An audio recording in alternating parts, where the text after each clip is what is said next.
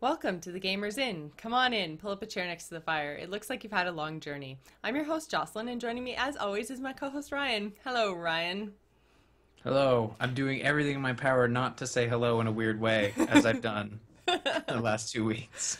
Oh, okay, so I can see you, you can not see me, but that's normal. I can hear you, you can hear me, no more technical difficulties, except that my camera colors are all messed up, so yay for software updates. But what if I were to take this water here and spill it all over my microphone? Oh God, Ryan, I would choke you from here. I'd probably be electrocuted, so That's true. it all works out in the end. So, what have you been playing over the last week? A lot of fun I was games, gonna as say, I am everybody getting should. right to it. I want to get this over and done by 10:30. Pizza awaits us all. I finished the Swapper. We touched on it last week. One of those. It was like a puzzle game. And I described it as like a Dead Space slash Metroid sort of portal-y game. And I gotta say, it's a lot of fun. And the puzzles get like really crazy, like crazy tear your hair out. I don't know how I'm gonna finish these. And then Portal all is of like that sometimes. exactly. And then just like Portal, like as soon as you get the solution, it's like, well, no shit, that's the solution. Like, Of come course on. it is. Swapper. Stop making me feel stupid. So and to beat the game, you have to finish all the puzzles. I thought at one point, basically the way the game was working is that you went from checkpoint to checkpoint by collecting these sort of power orbs, I guess, and those power orbs would open up the next area. And I figured that I was at points I was like getting ahead of myself by collecting more power orbs outside of the area, and I would get to the door. I'm like, well, I have more power orbs than I need to get through, and what am I doing? And but by the end of it, you had to actually collect all of them to get through. So I thought maybe it was like sort of like this, finish the puzzles you can to beat the game, but that's not true.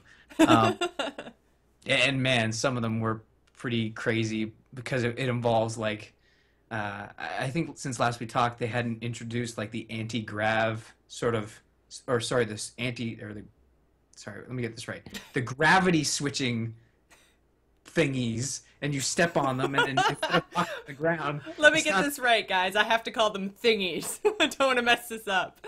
a technical term. It actually, wait, is there a vowel in there? I was gonna make a joke about it, an acronym being like got or get, but that's not true.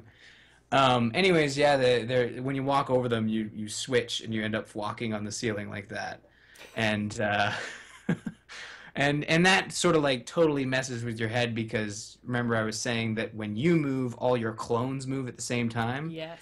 So if there's a bunch of those like portal things on there, you'll be walking across the ceiling and the floor, wanting like guys on the floor to So stay on switch. if there's no ceiling and you hit the anti-gravity button, then do they just like fly off into nothing and die?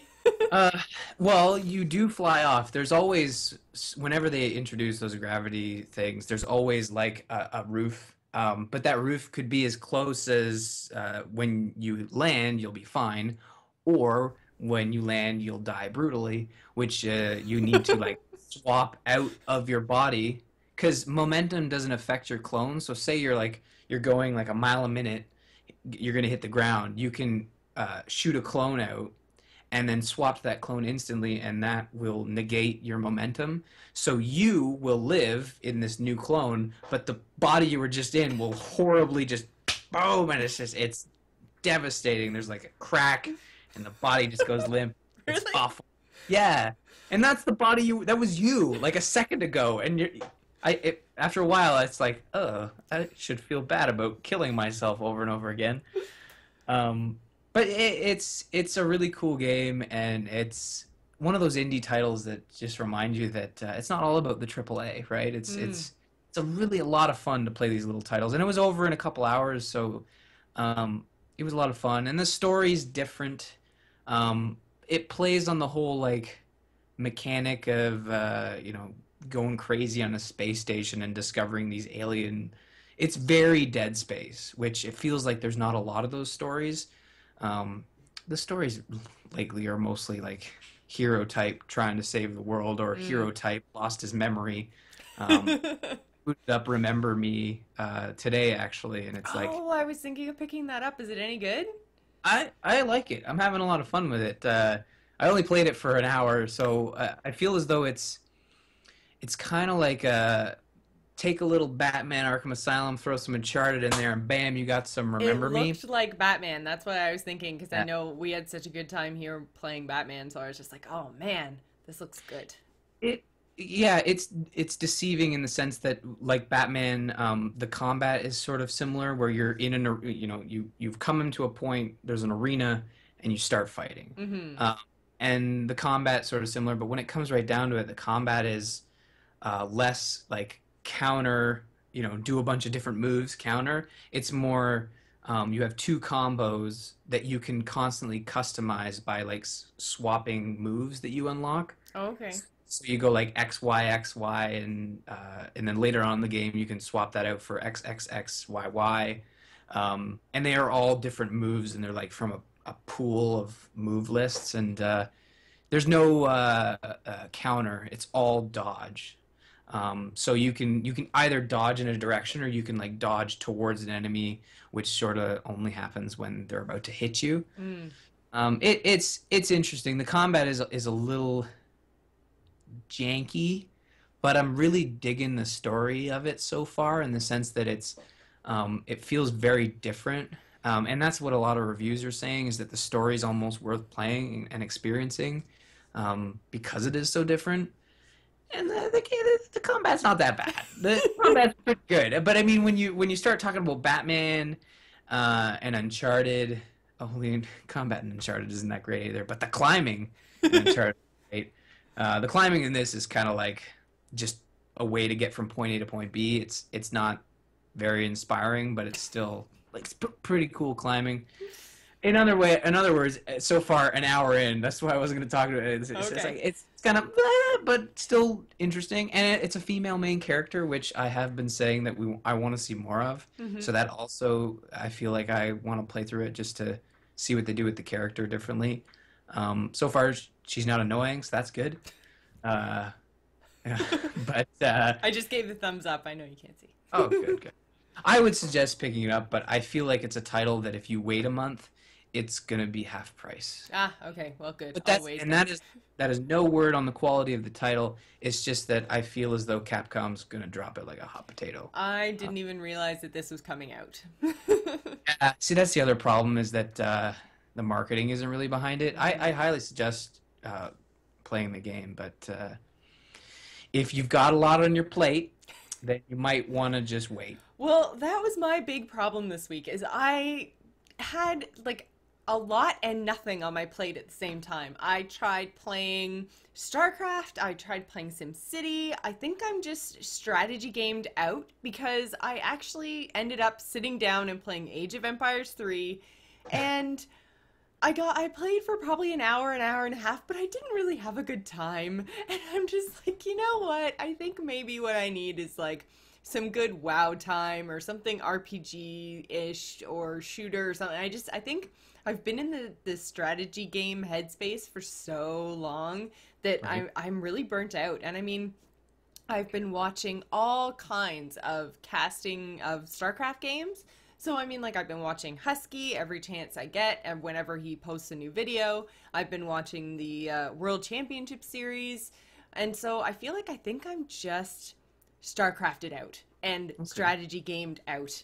So I've hit a wall with everything, I feel like, where I'm just not getting any better. I'm not really getting any worse, but I'm, like I said, getting kind of burnt out. So I'm not getting any better at any of these strategy games that I'm trying. So, not that, I mean, you can't really get better at SimCity because it just is what it is. And I mean, I just can't get back into that game. So that doesn't have anything to do with skill level. That's just so disappointing. Right. Anyways, but in Well, terms of like everything else, like I'm just right. burnt out, man.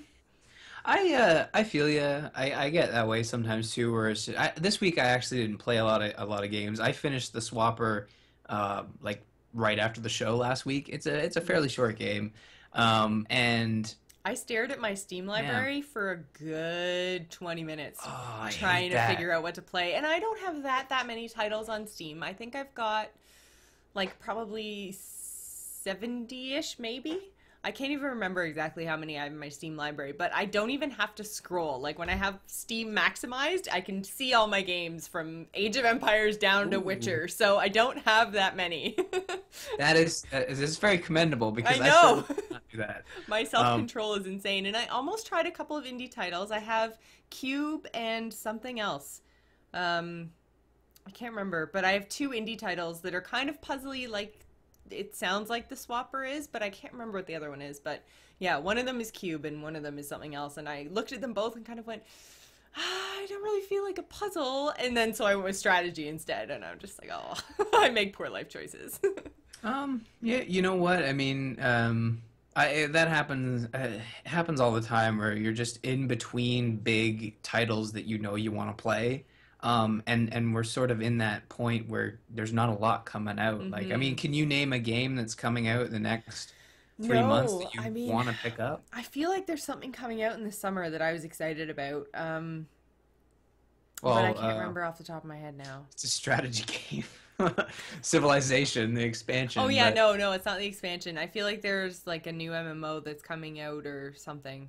But WildStar? no, WildStar, I think if they release this year, it'll be close to Christmas. Hmm. Shoot. Anyways, doesn't matter. Maybe no. Rift is already free to play. I don't know. Doesn't matter. Whatever.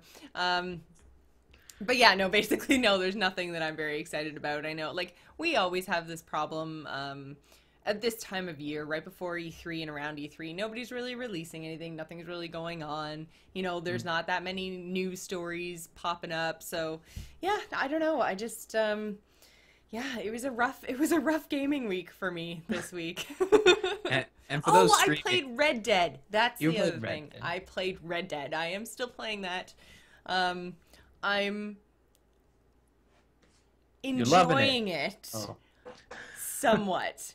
I'm finding some things. The thing that I really enjoyed about Skyrim, for example, with the open world, is that if you hadn't unlocked certain quests, like if you hadn't completed the requirements and the story wouldn't make sense, then they weren't available to you. But Hmm. in Red Dead, I've had it happen twice now where there have been icons for main characters on my map telling me that I should go to them because they have things to do. So I go to them out of order, and then all of a sudden it's like, oh, well, this thing that you did for me didn't work and blah blah blah blah blah. And I was like, wait, what? I haven't even, like, how did I know it didn't work? Why am I yelling at this guy right now? And it's because I didn't go talk to somebody else and do the quest with somebody else to find out that the gun that he gave me was a dud, sort of thing. And I'm just like, well, now this doesn't make any sense. Weird. And I'm like, what's going on? So, like, it just, there's kind of glitchy things like that that pull me out of the game. I do still Hmm. enjoy it. Like, the art is really interesting, and I like the Wild West style, and so I'm really still enjoying Red Dead, and I totally forgot that I was playing it, and so I don't know really what that says for the game, but it's I am still liking the world, but it's starting to get a little bit, as open world games I find tend to do, is they start to get a little bit repetitive, and it's just like, oh, I have to go all the way back to that city. I was just there 10 minutes ago, and it's a 5-minute ride, you know. Mm. So, but it's interesting. I'm still enjoying it somewhat. But yeah, it's been a quiet week for gaming for me. All right. And I mean, I was gonna say for those yelling at their iPods or whatever music device they listen to, I am excited to play The Last of Us next week. I actually pre-ordered it. Jocelyn doesn't own a PS3, Yeah. so unfortunately, she won't get to experience the greatest game of the generation. Is that what they're saying? Oh That's what they're man. saying, which I kind of dislike when people do that because they're like, "This is the greatest game of our They're generation." setting it You up to want to fail. Yeah, well, or that is they're just setting it up to just be this, immense, awesome title, and then you play it, and it's like yeah, you're setting it up to fail, and you're gonna play it. It's like, well, this isn't the greatest thing ever, but it's still an awesome experience. Mm-hmm. Um, But Well, it's you the know, same problem with a lot of movies. When people hype up the movie yep. and then you go see the movie and then it's good, but it's not as good as they said, then, as opposed to knowing nothing about it going in and then being like, "Oh my God, this is so good." It's all about expectations. So, you got to be careful with those games. So, I just wanted to quickly the community or not the community. Well, I just ruined that point. I was going to say the chat room, which I guess kind of is our community.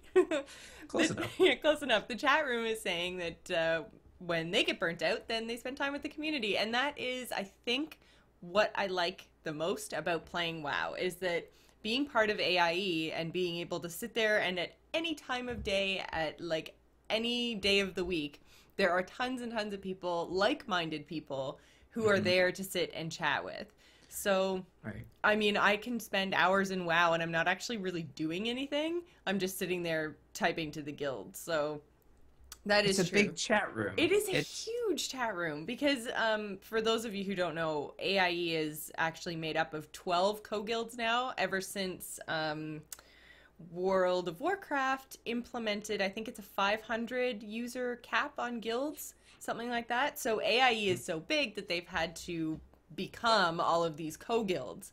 So what they've done is created not an app, an add-on for WoW that lets you talk to everyone in AIE all at the same time. So there could be, I mean, if I don't know exactly off the top of my head how many people are in AIE, but if there are 12 co-guilds and there's 500 in each, then, that's 6,000 people that you can have access to at any given time, which is a huge guild. So right. I really enjoy talking to, and a lot of those people are people that I've befriended at Twitter and met at Nertacular in person, and it's a really fun place to hang out. So, yeah, that's why I love WoW. Maybe that's why I want to go back, is just to touch base with AIE and see what's going on. That's why you hate every other game. There's not enough orcs and humans. Exactly. Well, there's lots of humans, but there's not enough orcs. So, what have you been doing with your time if you haven't been gaming, Ryan? I've been listening to Free Play, the album by Andrew Allen Trio, the Andrew Allen Trio, sorry.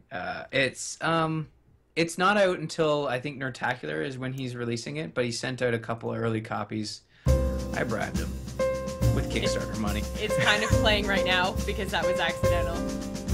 Oh. Yes. So just enjoy.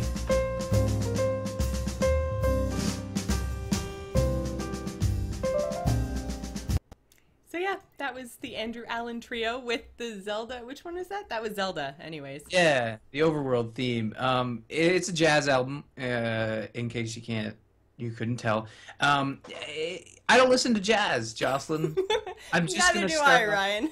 I'm gonna start off the review with I don't listen to jazz. So that's the great thing about this album, is that it's the first jazz album I've listened to and loved and mainly because you're listening to it and you pick out like the key pieces from the video game. I mean, I chose the Zelda one, which is kind of unfair because it is the most like, at least to me, the most like the original piece, which is the Zelda Overworld theme. Mm-hmm. There are some songs that I know are connected to games, but I couldn't quite tell because they've been, Right. sort of jazzified. The Uncharted one, I think sometimes that's kind of the point.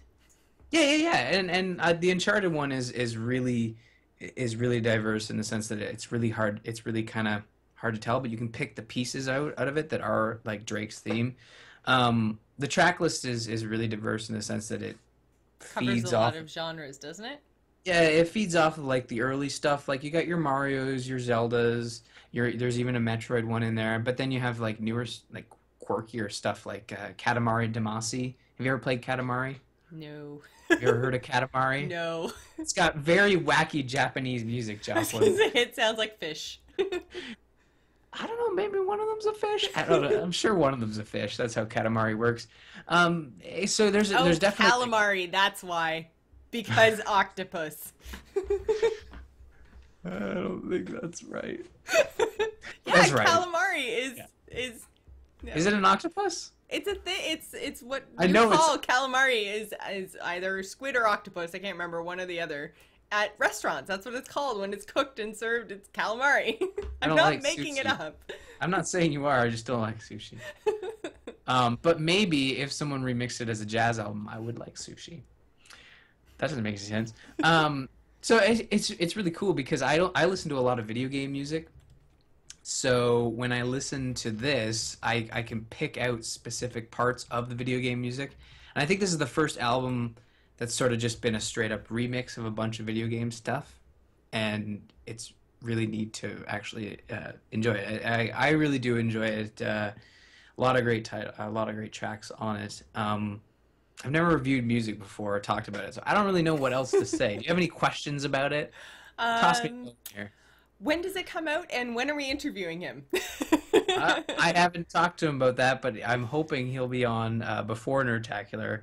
Yes, And if not, so I'm we going to should say take. that Andrew Allen is the one that we tried to have on about a month ago, I think, and the scheduling just didn't quite work out with us, and I think there was a power outage or something on the Friday we were supposed to Yeah. record, and then he was sick the next week, and it was a whole kerfuffle of scheduling. So we're gonna try to get him on before Nerdtacular because I think that would be awesome.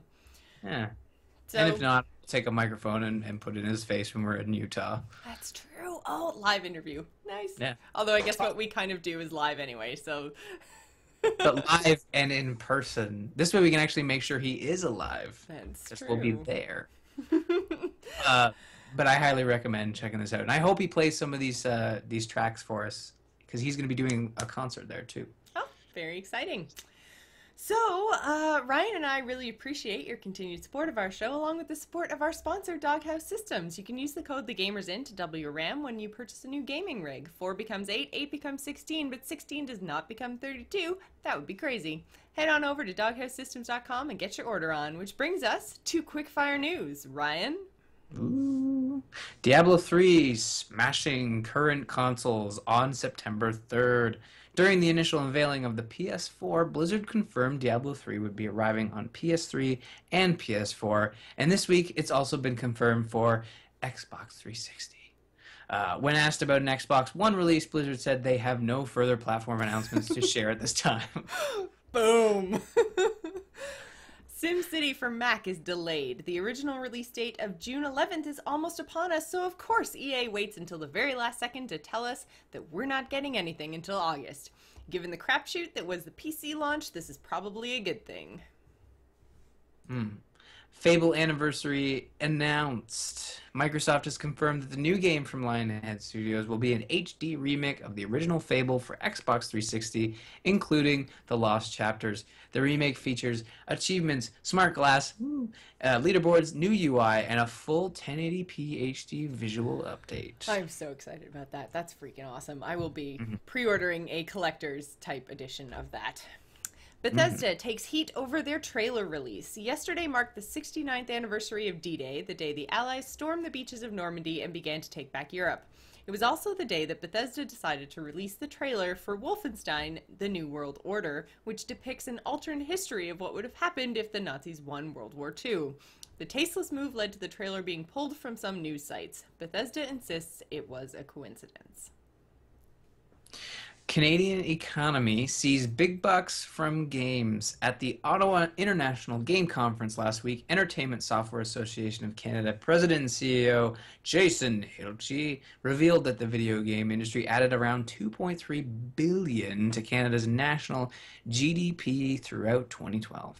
Hilse explains that the industry has seen significant growth year to year and was responsible for creating thousands of jobs across multiple fields. We have major layoffs this week at Zynga. The LA, New York, and Dallas studios are being closed, which marks the loss of 520 jobs and 18% of the company's workforce. The company says the move will save them $70 to $80 million, which is quite a lot of money given that the company is expected to lose $28.5 to $39 million in their second quarter.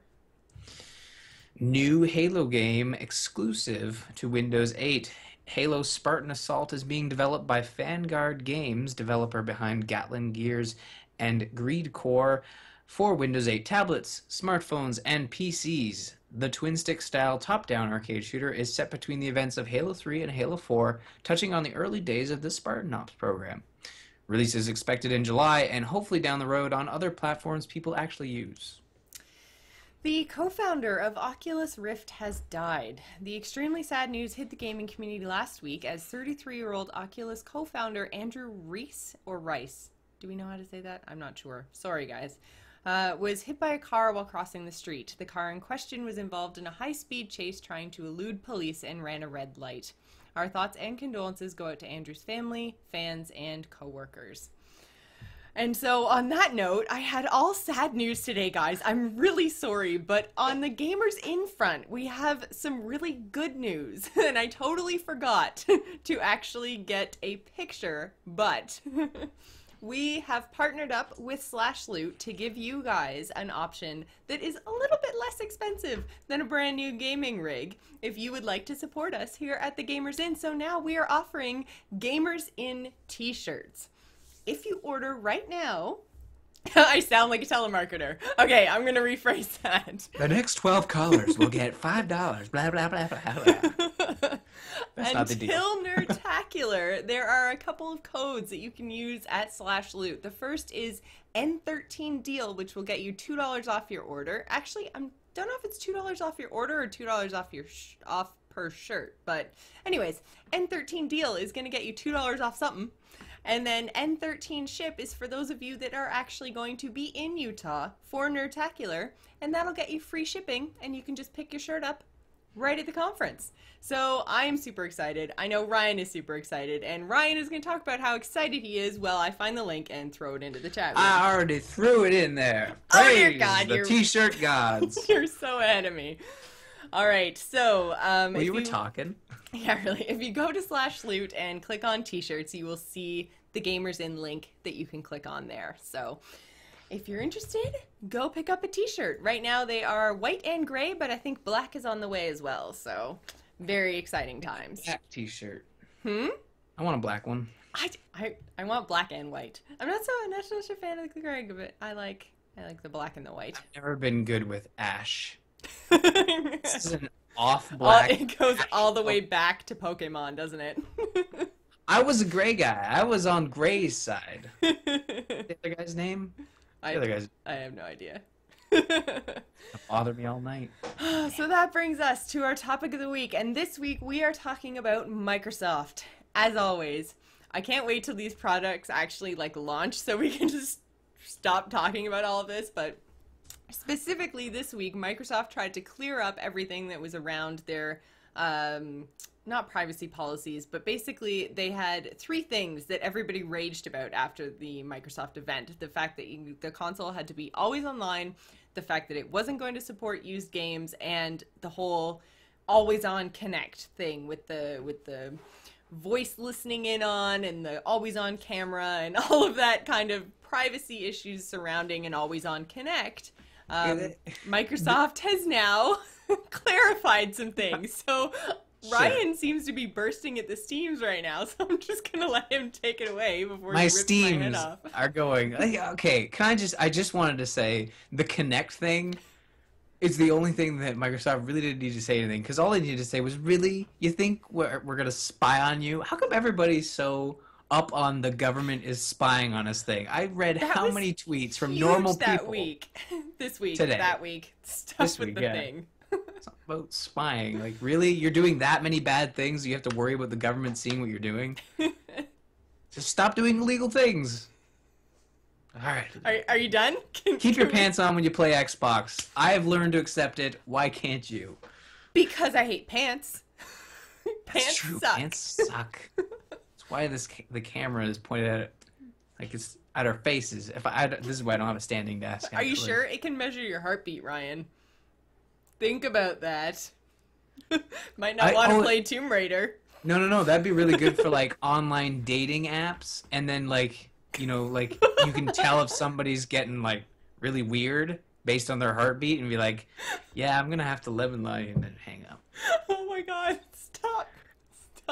I'm just giving Microsoft great ideas. Partner with eHarmony, and then oh my God, millions, I'm telling you. So anyway, back to always on. That's what I'm talking about. eHarmony and Microsoft just team up. Okay, Sorry. So you have to, your console, if you are playing at home, has to be online once every 24 hours. if you're playing on a friend's console, then the verification happens once every hour. So if you aren't connected to the internet every hour, you're not allowed to play your games. This has led to a whole bunch of controversy because basically what Xbox has said is that everyone who owns an Xbox also has a broadband connection, which I don't agree with, because I know when I was living in Huntsville, I didn't have an internet connection for like 3 months, and the only thing that got me through not having cable or internet was the fact that I could sit down and play my video games. So it's quite a sweeping statement, but I will agree that most of the time console users have them plugged in. Same as PC users are usually plugged in there too. So I mean, whatever. They're using the. I'm gonna play devil's advocate here a lot because the future is coming, guys. Get used to it. Deal with it. Hashtag. Well, and the thing is, like, a lot of the changes that Microsoft is trying to slowly build into consoles are things that the PC has had for a long time. Like, you Right. can't rent PC games. You can't trade PC games with other PC gamers. So, I mean, all of these kind of things that Microsoft is bringing into play aren't really that new if you're a PC gamer. I think the broadband situation and that whole argument is pretty strong in the sense that, well, I can still play some PC games without a broadband connection. Oh, absolutely. And I think with the Xbox, the benefit to requiring people to have a high-speed connection is that they're actually going to be using that with probably only first-party games, in the sense that if PS4 isn't always on, then you won't have the benefit of being connected to a server. And it's sort of the SimCity thing as well, because they're saying, well, we're offloading stuff to the server. Yeah, and that is where I'm starting. That's where I have my problem with all of this. Is I think, like, given how terribly, like, how awful my SimCity experience was, I don't want that for every single game that I'm going to be playing on my however many hundreds of dollars this console is going to end up at. Like, big money. The games are going to be 60 to 80 bucks probably. We're definitely not going to see a lowering of game prices. So this is a significant investment. And I don't want Right. to invest that kind of money for a SimCity experience. Now, okay, flip that. What if it works? If it works, all right. But Okay. I don't think that, I don't know. I think Microsoft. I don't know if Microsoft would Microsoft be the one to do it right, I think. Right. Given Yeah. Halo 4, and like when we had Angus on and he was talking about the cloud servers and how it automatically adjusts, and they buy more space or less space based on how many people are playing multiplayer, all of that. Like, I think Microsoft has the right idea, but the thing is, you've got all different third-party people that I don't know if, like, EA's a big company and EA screwed it up. So if Microsoft is the only company that's ready to do stuff like that, unless the third-party publishers are buying space, like using Microsoft as a go-between between them and cloud storage or something like that. I don't know how they'll figure it out, but I don't know. I would rather just play my game off my hard drive, especially if my hard drive has enough space and processing power to handle it, which it should, because it's a brand new next-gen console. Yeah. I don't know how I mean, personally, in my situation, the always on doesn't bother me, but I understand that it is an issue that, if internet were to go down, or if I was at somebody's place that they didn't have internet and I brought my console, that would really suck. And Hmm. I understand why they're doing it. I understand the benefits behind it, but time will tell whether it's really a true annoying factor. I mean, look at Steam. When it launched, everyone was super pissed, and now it's like the greatest thing ever, right? Hmm. So Well, and I I guess think we just need to give it time. what we're not seeing, or what we're not being told right now, is what potential benefits that this whole always on and downloadable content, cloud gaming, all that kind of stuff, we're not seeing because of the company behind it, which is Microsoft. We're not seeing what the benefits to consumers are going to be. All we're really seeing is blockages being put up to us playing, trading, and renting our games, as Yeah. opposed to with Steam, it's like, well, we have sales because, we can do flash sales for 3 hours because everything is downloadable, and like on and on and on and on and on. And I mean, Right. I can launch Steam titles without having to be online and having Steam running. I can still play those games. So Yeah. I think this comes back to our first statement was that if games were shown that use this technology, and again, I know it's the whole, well, what we're doing here is here's the platform, and then here's the games, right? And in between's all this wait till confusing E3. mess. Yeah. Again, it comes right. If you flip that and show us the things that we're going to be excited about, and then say, okay, here's how it works. It's always on, so you're constantly connected. You can't give it to your friend, but ignore that. Like it's if you start at the games and explain the features by, saying this is how it makes this game better. Mm-hmm. I can get behind that example. When you say it's the cloud and it offloads and you checks authenticity and that This is does better, nothing we for me. promise. Yeah, I know. And again, like next week we could be singing a completely different tune, but next week we could be singing the same tune. We don't know. That's the problem. I think it's PlayStation's going to be really interesting to hear what Sony has to say. But Yeah. anyways, what they did say about used games is that when I read it, I was confused. It seemed like the third-party publishers were also confused.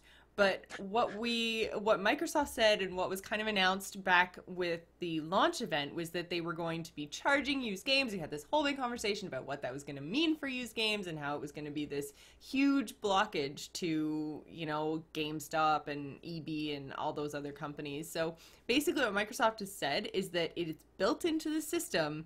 The ability to do that is there, basically to do online pass type stuff,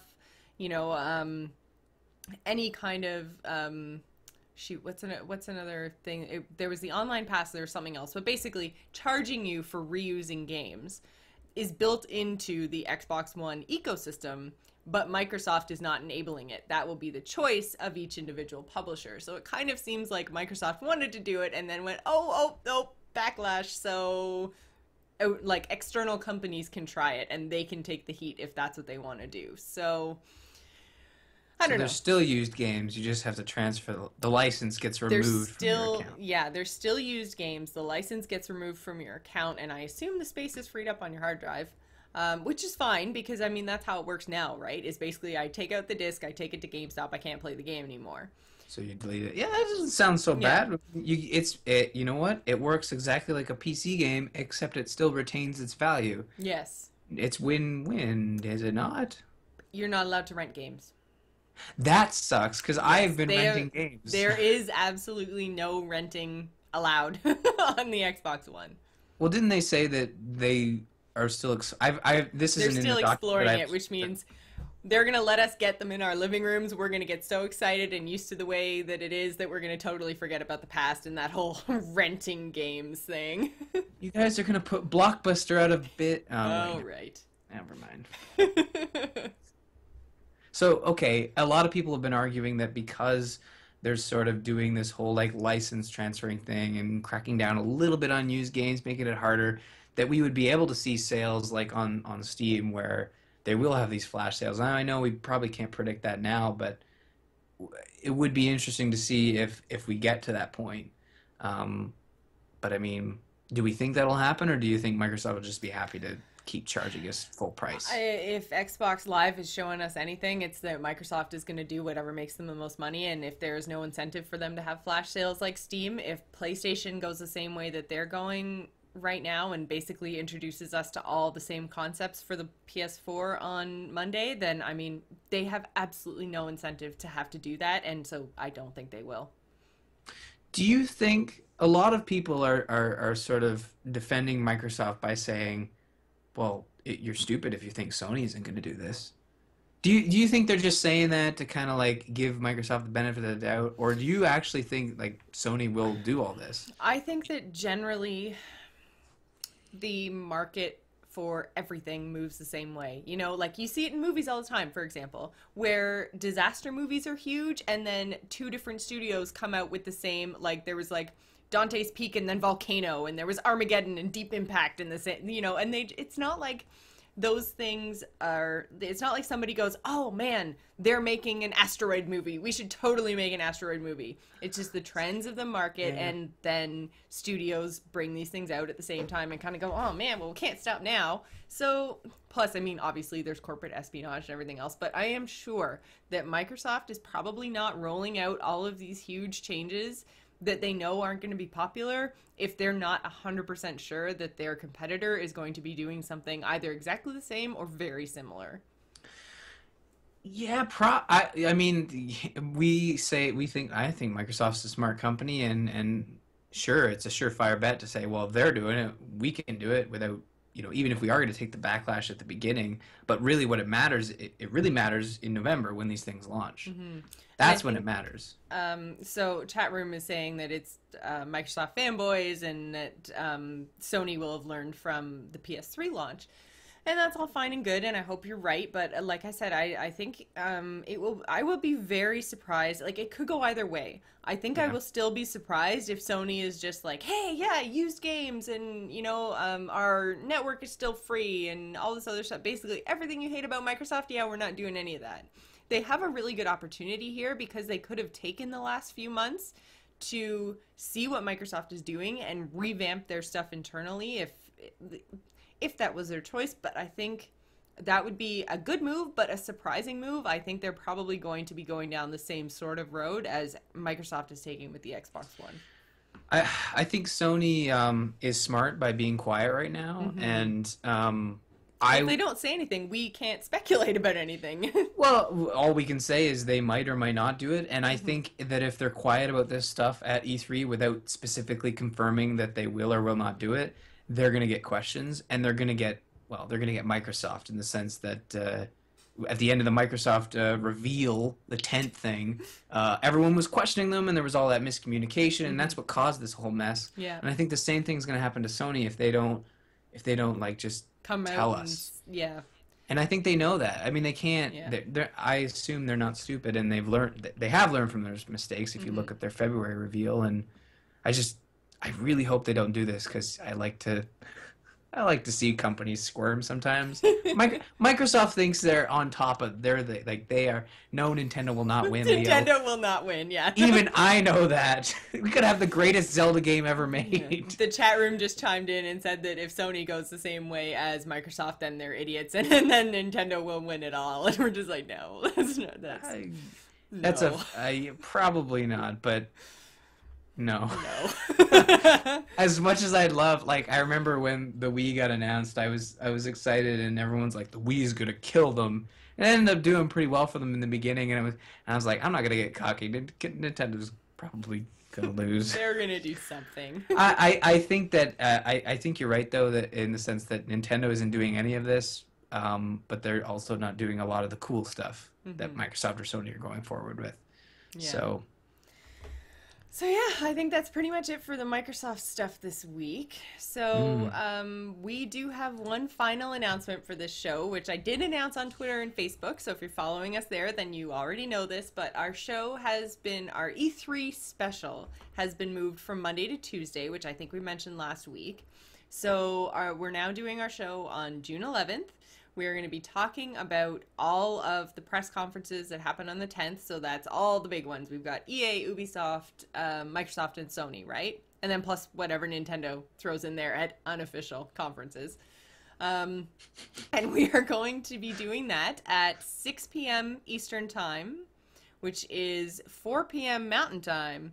And that's important because it's the only time zone that matters to one Mr. Scott Johnson, who will be joining us for our E3 announcement special. So I'm very excited. We're all very, very excited. Very excited. I'm really excited that we're going to get to talk about Nintendo too. I think I mentioned that last week. If they do anything. Oh, they'll have stuff to say. And I'm sure there'll be that Wii Fit moment when we're all laughing. And then Scott will go, Wii Fit is it. So I cannot wait. My body is ready, Jocelyn. That's creepy. It's a meme. It's not creepy. Okay. Yeah, as soon as I said it, it's like, fuck, if she doesn't know what I'm talking about, this is going to be weird. Chat room knows what I'm talking about.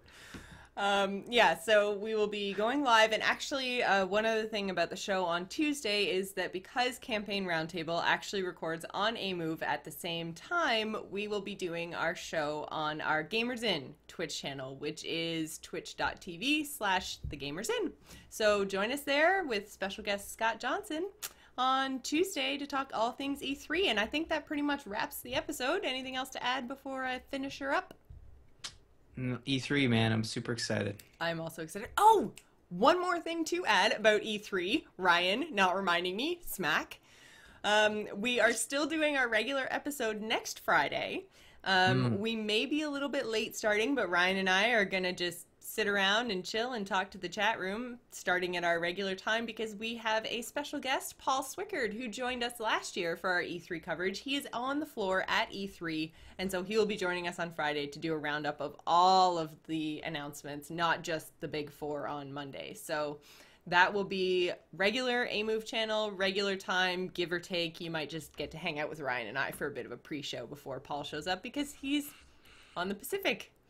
Not actually on the Pacific Ocean, Pacific time. So he has to come home from work on Friday, and so may or may not be here on time. But that is the plan. So lots going on at the inn this week. And that rounds out our show. So you can visit us on the web at gamersinpodcast.com or email us at info@gamersinpodcast.com. You can find us on A-Move TV along with other fabulous podcasts including StarCast, Campaign Roundtable, Biggest Fan, and This Week in Blizz. You can follow us on Twitter. You can find me, Jocelyn, at GISGamer. Ryan is at R. Murphy, and don't forget to follow the show at The Gamers Inn. You can also find us on Facebook and Google+. Before we go, I just want to give a quick shout out and thank you to my brother Greg for creating our awesome music. You can find him on Twitter at SoundsInfluence. We would also like to thank Jill Duggan of Starcross Online, who drew our Twitter avatars, created our logo, and created our t-shirt. You can find him on Twitter at Joel Duggan and read his comic at StarcrossOnline.com. So thanks for staying at The Gamers Inn, and remember to tune in next week. Bye. Bye.